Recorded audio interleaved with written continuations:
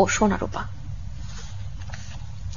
আন্তর্জাতিক কমিউনিটিকে আইওয়াশ করার জন্যই সুষ্ঠু নির্বাচন করার কথা বলছে সরকার, এমনটি মনে করেন যুক্তরাষ্ট্রের ইলিয়ন স্টেট ইউনিভার্সিটির অধ্যাপক আলী রিয়াজ। শনিবার সকালে ডিজিটাল নিরাপত্তা, উন্নত গণতন্ত্র ও বাংলাদেশ শীর্ষক ভার্চুয়াল আলোচনা সভায় এসব কথা বলেন তিনি। সাইবার সিকিউরিটি আইনে পুলিশের হাতে বিচারের ভার তুলে দেওয়া হচ্ছে বলে জানান তিনি। বলেন, আইনটি আন্তর্জাতিক মানের বলা হলেও এটি মূলত আন্তর্জাতিক মানের নয়।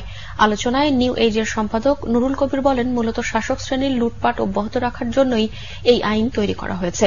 এটি লেখক ও সাংবাদিকদের জন্য প্রত্যক্ষ বাধা উল্লেখ করে তিনি বলেন, আইনটি সংশোধনের নামে নাগরিকদের সাথে প্রতারণা করা হয়েছে। আইনটি ভীতির সংস্কৃতি তৈরি করবে বলেও জানান বক্তারা।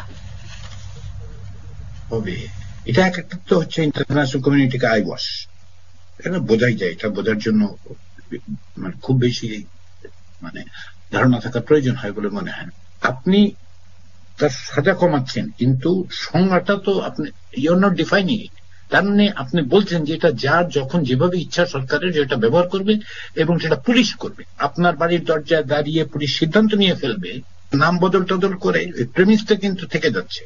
এবং এই প্রেমিসে দাঁড়িয়ে আপনি যে আইনই করেন না কেন, যে ধরনের সংশোধনী করেন না কেন, at the end of the day, দিনের শেষে সেটা কি হবে সেটা আমরা জানি। এটা আরো ভয়াবহ রূপ নেবে।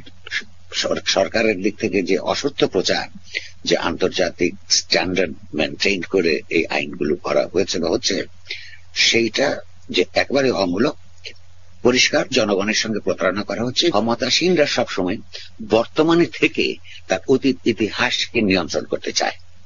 কোন রকম জবাবদিহিতা ছাড়া শাসন করবার এবং সেই শাসনের মধ্য দিয়ে শোষণ নিপীড়ন চালিয়ে যাবার, লুটপাট অব্যাহত রাখবার যে রাজনৈতিক প্রক্রিয়া শাসক শ্রেণী আপনার এইখানে উদ্বোধন করেছে এবং বিকশিত করে চলেছে, সেইটা অব্যাহত থাকবে।